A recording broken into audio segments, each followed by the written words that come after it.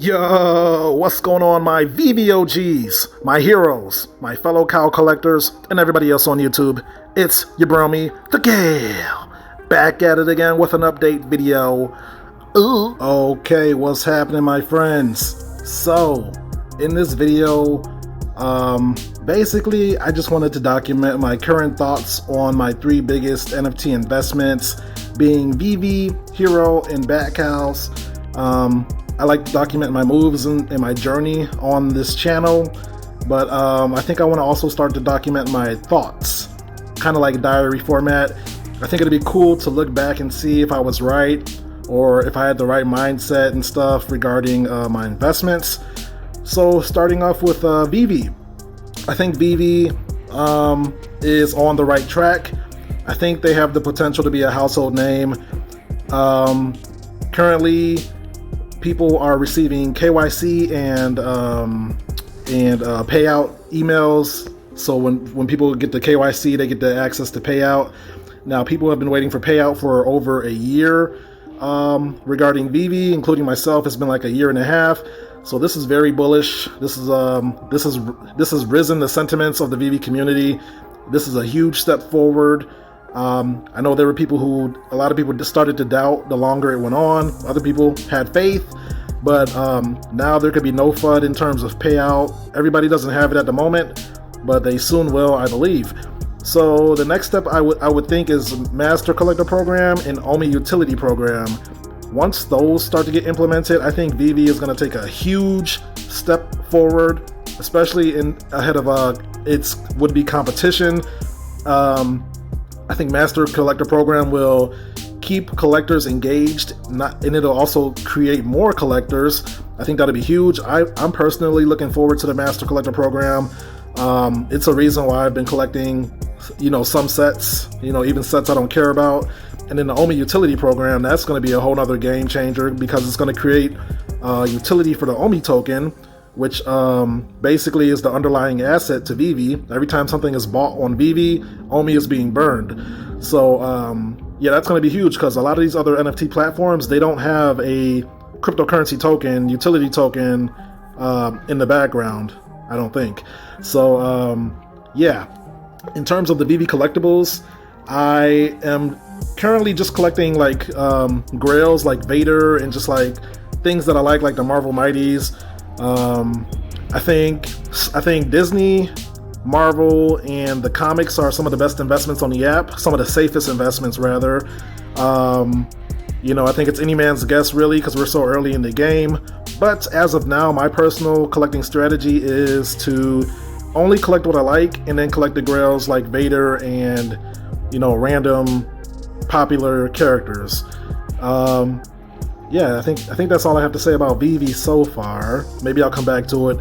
But HRO, the HRO card trading card platform. HRO has, I think, lost a little hype since its inception. I think it's one of the first first or only NFT trading card platforms out there. So they have huge potential. They will be at San Diego Comic Con as well as Veve this year. So NFT awareness is gonna take a huge boost this year, I believe. And yeah, I think HRO's doing big things. They're backed by Warner Brother and Cartamundi, the biggest card company in the world.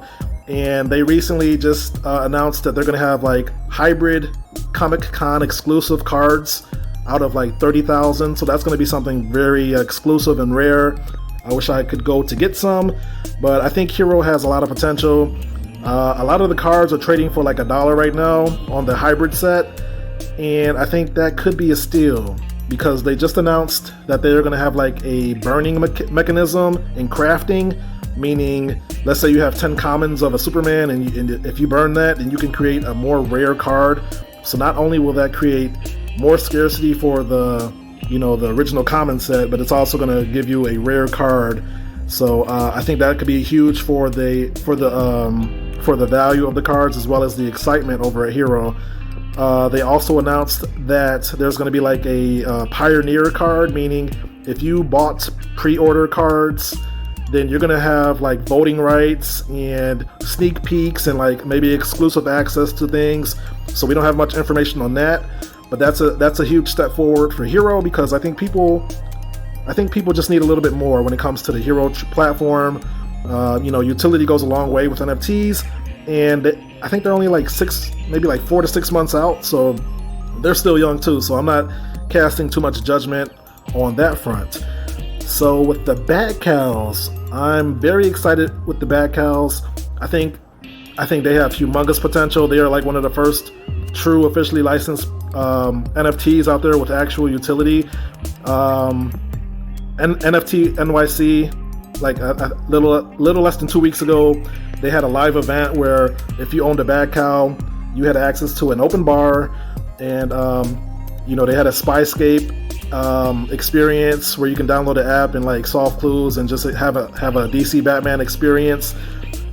We are currently voting on DC's first NFT comic book to hit the blockchain.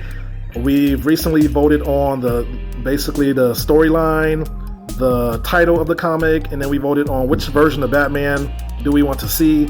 So that's going to be huge. We're getting like 1 to 2 votes per week, and depending on how many cows you have, then that's how many votes goes towards your pick.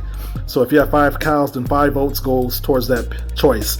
So there's more utility to come with the Batcowls. I don't know if it's going to be more events. I'm sure there's going to be airdrops coming. Matt Mason and the team have announced that they're working on something huge that's basically never been done before, and we have no idea what it is. Nobody knows what it is, but I trust that it's going to be huge.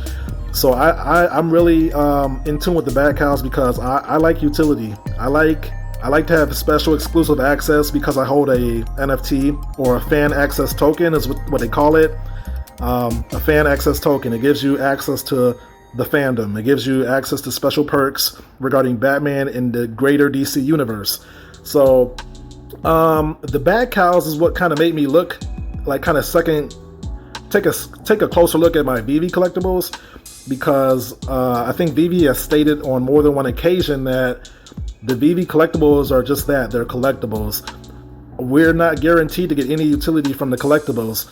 So basically, all we can do with those right now is put them in showrooms and take pictures with them in augmented reality.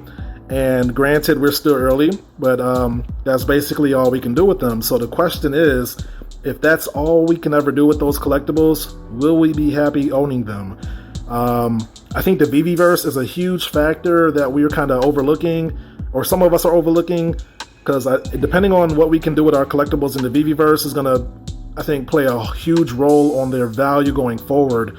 I don't know if we're going to see the Veveverse this year, but I think the Veveverse would have to be kind of blow our minds in terms of just the expectation. And I know they said it's not going to be Ready Player One out the gate, so we should temper our expectations. But I think a lot of this is hinging on the Veveverse, because we got other platforms like Meta, formerly known as Facebook, and we got Spatial coming out with stuff. We got tons of companies they're creeping up fast. Veve has the running giant status, in my opinion. They got all the brands. They have the Omi token. They have stuff that they haven't even announced yet. So I think Veve is ahead, but there's companies quickly catching up to them. And I know it's not a competition per se. We're all in the same boat. A win for one platform is a win for all NFT platforms in terms of awareness. But I don't know where I was going with that, but I think that I think in the future, I think utility for Veve collectibles will go a long way. I know people collect like Batman statues and Harley Quinn statues and Superman statues, and those have no utility. They just sit on, a desk. So I guess there's not too much different when it comes to Veve NFTs, because it's just digital. You could take it wherever you want. You could put it in a virtual showroom. So I guess people wouldn't mind if they didn't get utility. But I think when other platforms like the Batcowls continue to provide value to their customers via holding a Batcowl, I think utility is going to be needed, going forward. So that'll be interesting to see how that plays out. But yeah, man, I'm bullish on all 3 platforms. I think we're very early in this space. I think all 3 platforms are working hard in the background to provide value for their customers, as well as just content and stuff like that. I don't see too much downside to any of these platforms yet. I don't see anything that I don't like. I know timetables are hard to hit when we're talking about tech companies, so I can give all these companies leeway on that. We're still very early. I don't even think we understand how early we are, but yeah, that's my current thoughts, man. I'm still collecting on Veve. I'm still collecting on HRO, and I'm trying to get as many Batcowls as I can, but they're kind of pricey for me. But I'm collecting the fandoms too, so yeah, I think that's my current thoughts. Nothing too crazy. I just wanted to get it on video for the record. I'm bullish on all three still, and can't wait to see what they produce. So with that, let's move on. And that's the video, my friends. If you made it this far, thank you for watching. If you learned something or enjoyed the content, feel free to drop a like on the video for more Veve, Batcowl, and HRO content like this. So yeah, man, just a few thoughts. I kind of should have written it down because I'm always thinking of other things that I wanted to say, like how I think the OMI token is very cheap and affordable right now. I think it's a great buying opportunity. Not financial advice, I'm just speaking for myself. Stuff like that. But yeah, I got out most of my thoughts. So let me know if you like this kind of videos, if you want to hear my thoughts more often. But yeah, man, I'm bullish on all three companies. And yeah, basically, that's it. So with that being said, I am not a financial advisor. Nothing I say is financial advice because I am learning just like you guys. I am just your friendly neighborhood genius. Sharing his thoughts and opinions on these awesome companies dealing with NFTs. So take everything that you hear from me with a grain of salt because things could change. And with that, thank you again for watching, and I will catch you guys in my next video. Until then, peace out and hodl strong, my friends. Later.